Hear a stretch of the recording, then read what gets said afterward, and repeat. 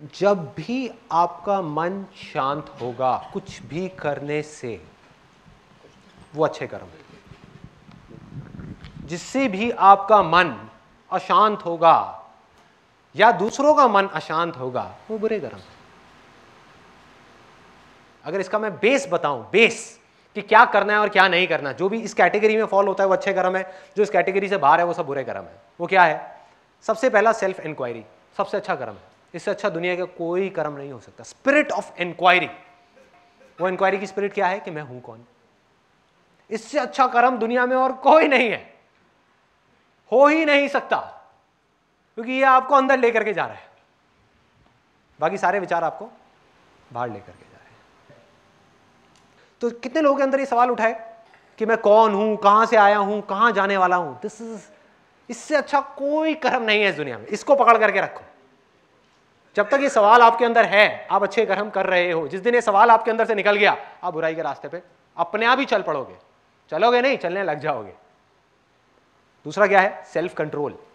जो करने से आपका सेल्फ कंट्रोल बढ़ रहा है, किसके ऊपर? अपनी 10 इंद्रियों के ऊपर।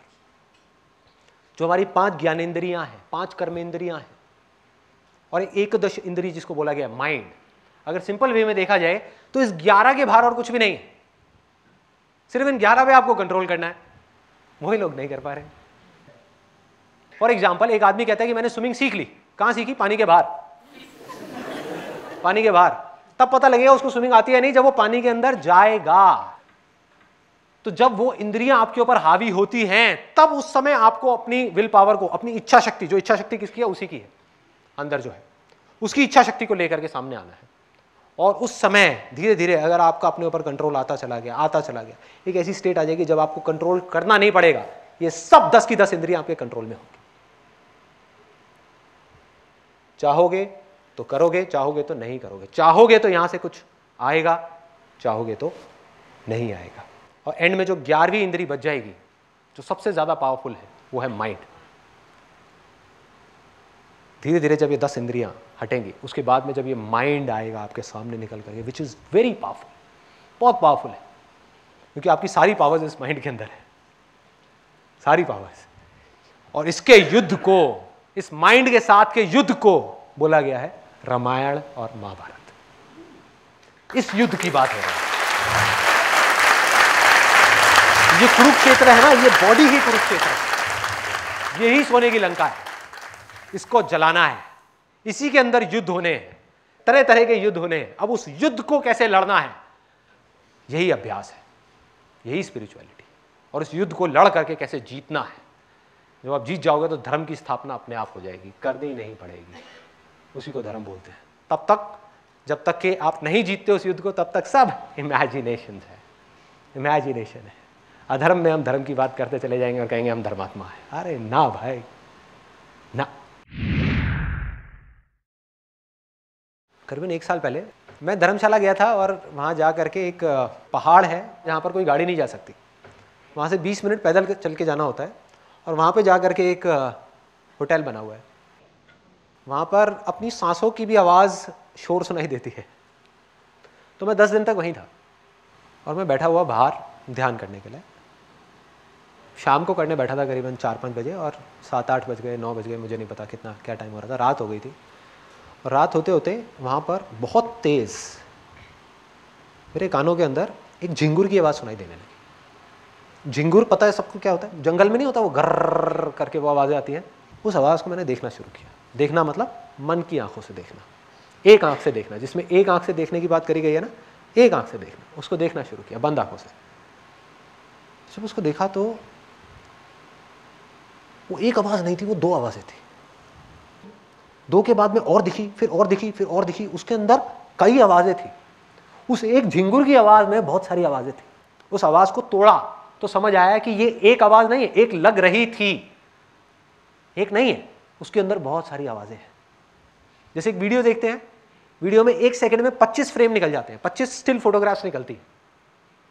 देखने में क्या लगता है कि मैंने 1 सेकंड देखा, जबकि 25 फ्रेम निकल गए। सोचो अगर उसको स्लो मोशन में कर दिया जाए तो आपको समझ आएगा कि ये हो क्या रहा है, फिल्म चल कैसी रही है। तो जैसा आप फिल्म के बारे में सोच रहे हो और जो फिल्म है, उसमें फर्क आता चला जाएगा। ऐसे ही आवाज़ में है, ऐसे ही हर चीज़ में है। ऐसे ही स्मेल में है, हर चीज में है, जो भी हमारी इंद्रियां हैं। जो हम सोच रहे होते हैं, जैसा हमको दिख रहा होता है वो कुछ और होता है, रियलिटी कुछ और होती है।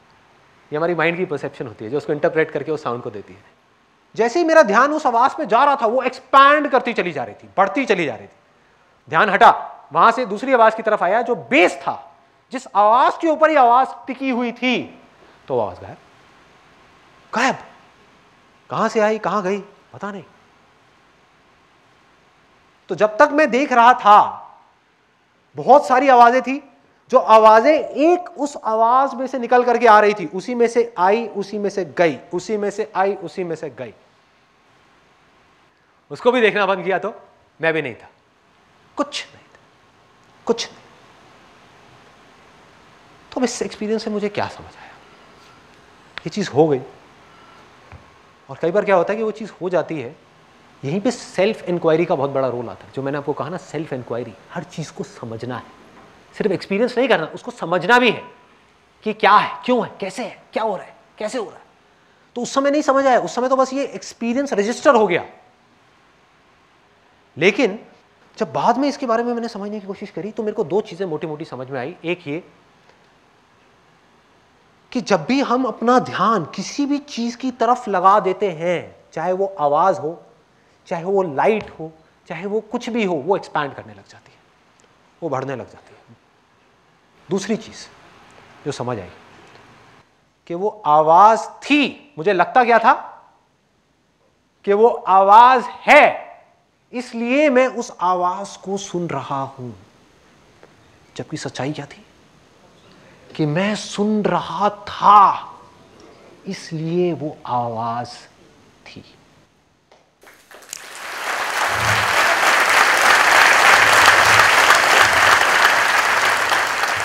अब इसको आवाज से हटा करके कहीं और डालते हैं। आप हो, इसलिए मैं आपको नहीं देख रहा, मैं देख रहा हूं, इस वजह से आप हो, नहीं तो आप हो ही नहीं। उसमें सिर्फ आप नहीं हो, मैं भी, ये सब एक ही है, अलग नहीं है। आप भी जो देख रहे हो, चाहे अपने आप को देख रहे हो शीशे में, चाहे इनको देख रहे हो, चाहे मुझे देख रहे हो, मैं हूं नहीं। आप देख रहे हो, इस वजह से मैं आपको दिख रहा हूं। जहां आपने देखना बंद किया, मैं हुई नहीं। ये हो गया जो मैं अपने एक्सपीरियंस के बेस पे आपको बता रहा था। प्रैक्टिकली समझना है कैसे होता है, साइंटिफिकली समझना है कैसे होता है, क्वांटम फिजिक्स को स्टडी करना शुरू कर दो। क्वांटम फिजिक्स के बारे में किसी ने सुना है? साइंस है, कोई स्पिरिचुअलिटी नहीं है, कोई थियोरेटिकल बातें नहीं है। यही जो बात मैं आपको बोल रहा हूं, ऑब्जर्वर इफेक्ट बोलते हैं इसको। जब कोई देख रहा है तो मैटर है, ये मैटर है।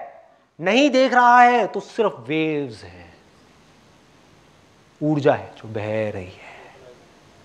देखने से सब चीजें मटीरियलाइज होती चली जा रही है, बनती चली जा रही है। तो मैं आपको देख कहां रहा हूं और कौन देख रहा है? क्या आप सच में हो या मेरी सिर्फ एक इमेजिनेशन हो? इसको मैं एक सिंपल एग्जाम्पल के थ्रू, सिंपल, जिसको कोई छोटे से छोटा बच्चा भी समझ सके और बड़े से बड़ा आदमी भी समझ सके, किसी भी स्टेट में हो वो मेडिटेशन में, बिगिनर लेवल पे है या बहुत एडवांस लेवल पे है, वो समझ जाएगा, कोई भी समझ सकता है। इसके लिए मुझे एक वॉलंटियर चाहिए जो यहां पर आना चाहे। एनीबडी, आप आंखें बंद कर लीजिए। अब ना जो मैं कहूंगा उसको आपको इमेजिन करते चले जाना है। अब जो मैंने अभी आपको कहा है ना, उसका लाइव आप एक एग्जाम्पल देखने वाले हैं, लाइव एग्जाम्पल अपने सामने कि बेसिकली क्या होता है, क्या क्या खेल है ये माया है क्या, कर्म क्या है, धर्म क्या है, मोक्ष क्या है, मुक्ति क्या है, जन्म क्या है, मरण क्या है, लाइफ क्या है, डेथ क्या है, आफ्टर डेथ क्या है, बिफोर लाइफ क्या है, वो सब कुछ है इसके अंदर। अगले 10 मिनट के अंदर अंदर सब क्लियर होता चला जाए। अब ये मत समझना मैं इनको हवा में उड़ाने वाला हूँ जादू नहीं है भाई। आप में से कितने लोग सपने देखते हैं रात को सोते समय? सब देखते हैं। जब आप सपना देख रहे होते हैं तो सपना सच लग रहा होता है या झूठ लग रहा होता है? सच लग रहा होता है। सपने कैसे आते हैं ये देखना है अपने को। कोई ना कोई अंदर डिजायर होता है तभी सपना आ रहा है। बहुत बार आप देखेंगे जो सपना है वो हमारे किसी ना किसी डिजायर से रिलेटेड ही आता है। जो आप रियलिटी में नहीं कर पा रहे हो उसको सपने में करने की कोशिश कर रहे हो। होता है ऐसा? सबके साथ होता है। कई बार एब्स्ट्रैक्ट सा कोई सपना आता है, इसका मतलब वो डिजायर तो है लेकिन आपको पता ही नहीं है कि आपके कितनी गहराई में जाकर के वो डिजायर है जिसकी वजह से वो सपना आ रहा है। बिना कामना के सपना नहीं आ सकता। अब ये सपने में है और इन्होंने क्या किया, अपने माइंड में ही इमेजिनेशन बना ली कि मैं एक लड़का हूं और बिल्कुल वैसा ही जैसा कि ये बनना चाहती है, जिसकी बॉडी बहुत स्ट्रांग है, बिल्कुल एब्स वैब्स ये वो और बिल्कुल फिट, फिजिकली फिट, और एक बोट के ऊपर समुद्र के बीच में जा रही हूं मैं, ऐसे खड़ी हुई हूं और हवा चल रही है सामने से। इतनी देर में इनकी नजर पड़ी एक मछली के ऊपर। एक मछली, बड़ी सुंदर सी मछली, गोल्डन कलर की, वो मछली जा रही है। जबकि क्या वो इनसे अलग है? वो मछली क्या है? वो भी तो इन्हीं की इमेजिनेशन है। अब इसको ध्यान से समझना, एक एक करके लेयर्स आती चली जाएंगी, लेयर्स खुलती चली जाएंगी। सिंपल है लेकिन बहुत डीप है। अब वहां से क्या हुआ कि जैसे ही मछली को देखा तो मछली को देख करके ख्याल आना जायज है कि यार इंसान होने की बजाय, ये लड़का होने की बजाय अगर मैं मछली होता तो समुद्र के नीचे की दुनिया जा करके देखता, बिना कोई मास्क लगाए, बिना कुछ करे।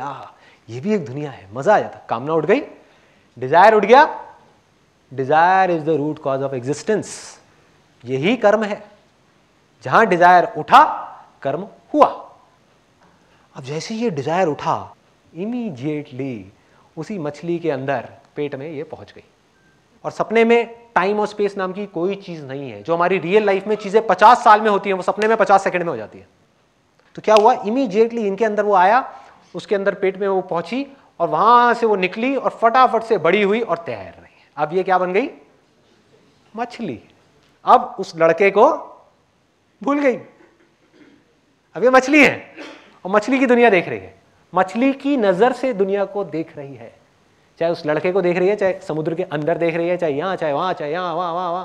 अब इनके अंदर डिजायर उठा। मछली है, गोल्डन कलर की, बड़ी सी, अच्छी सी, सुंदर सी मछली जा रही है, जा रही है, जा रही है, जा रही है। एकदम से इनकी नजर पड़ी कि यहां पर एक और